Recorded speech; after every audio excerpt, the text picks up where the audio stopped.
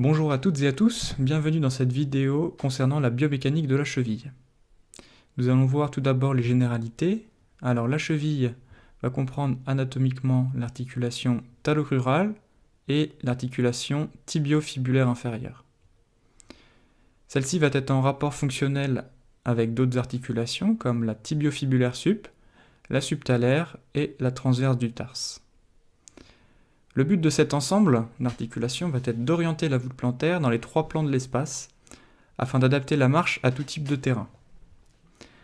Ainsi, autour de l'axe du deuxième orteil vont se faire les mouvements de pronosupination, autour de l'axe bimalléolaire vont se faire les mouvements de flexion-extension, et autour de l'axe jambier vont se faire les mouvements d'abduction-adduction. Du point de vue morphologique, la cheville doit fonctionnellement être associée à une pince et non à une mortaise. En effet, les mouvements de flexion-extension du pied nécessitent une adaptation de l'espace entre les deux malléoles, ce que va permettre le fonctionnement de type pince, alors que le fonctionnement de type mortaise ne le permettra pas.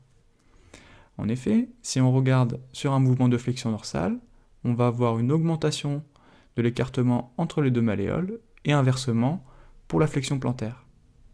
C'est pourquoi il serait préférable de parler de pince bimalléolaire plutôt que de mortaise bimalléolaire. Concernant la mobilité de la cheville. Donc tout d'abord l'articulation talocrurale.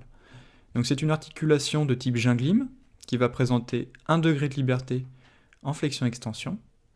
Elle va présenter également une géométrie variable, étant donné le fait que la trochlée est plus large en avant qu'en arrière. L'axe de mobilité va être la ligne bimalléolaire, donc représentée ici, oblique en bas, en arrière et latéralement. La position de référence de la cheville va donc être la perpendiculaire entre l'axe jambier et la plante du pied. Le mouvement de flexion va être le mouvement qui rapproche le dos du pied de la face antérieure de la jambe. Son amplitude va être de 20 à 30 degrés, et le mouvement d'extension est donc le mouvement inverse, et son amplitude va être de 30 à 50 degrés. Alors nous allons maintenant parler des facteurs limitant les mouvements de l'articulation talocrurale. Donc sur la droite ici, j'ai représenté deux schémas en coupe, situés dans un plan sagittal, avec le tibia en haut et le talus en dessous. Donc tout d'abord, les facteurs limitant la flexion. On va avoir la butée du col du talus sur la marge antérieure du tibia, mais aussi la tension de la partie postérieure de la capsule ou des faisceaux postérieurs des ligaments collatéraux, ou encore la résistance tonique du triceps sural. Ensuite, les facteurs limitant les mouvements d'extension. Alors nous allons avoir la butée des tubercules du talus contre la marge postérieure du tibia, mais aussi la tension de la partie antérieure de la capsule ou des faisceaux antérieurs des ligaments collatéraux, et enfin la résistance tonique des muscles fléchisseurs. Nous allons maintenant parler des mouvements que l'on retrouve au niveau de l'articulation tibio-fibulaire inférieure. Donc c'est une syndesmose. Donc sur ce schéma, à droite sont représentés le tibia ici, fibula, et le talus. Donc ce sont des schémas qui sont situés dans un plan frontal, en coupe. Donc au cours du mouvement de flexion, on va retrouver une élévation et un écartement de la fibula par rapport au tibia et au talus. Au cours de l'extension, on va retrouver un abaissement et un rapprochement de la fibula par rapport au tibia et au talus. Concernant la stabilité frontale, le premier élément de stabilité va concerner la position du talus. En effet, celui-ci va être encastré dans la pince bimalléolaire.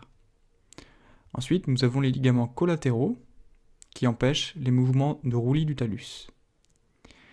Les ligaments tibiofibulaires inférieurs et la membrane interosseuse sont également des éléments de stabilité frontale. Leur rupture va entraîner le diastasis tibiofibulaire. Deux muscles vont avoir un rôle très important dans la stabilité frontale de la cheville au cours de l'extension. Donc en effet, le long fléchisseur de l'hallux et le tibial postérieur, de par leurs insertions sur la fibula, vont entraîner un rapprochement de celle-ci par rapport au tibia au cours de l'extension, comme on peut le voir sur ce petit schéma. Donc ceci va assurer une congruence maximale entre la pince bimalléolaire et le talus, au cours de l'extension. La stabilité transversale est permise par les muscles rétromalléolaires, qui, de par leur situation anatomique, vont exercer un contrôle antirotatoire du talus dans la pince bimalléolaire, un petit peu à la manière des mains positionnées sur un volant. Nous allons maintenant parler des contraintes subies par la cheville.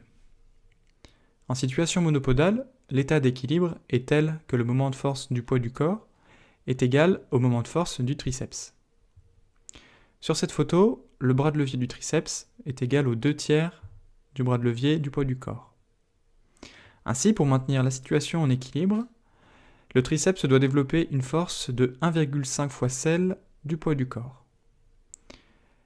La résultante des forces au niveau de la cheville va donc être de 2,5 P, ce qui est faible par rapport aux autres articulations du membre inférieur et explique la rareté des arthroses primitives à ce niveau.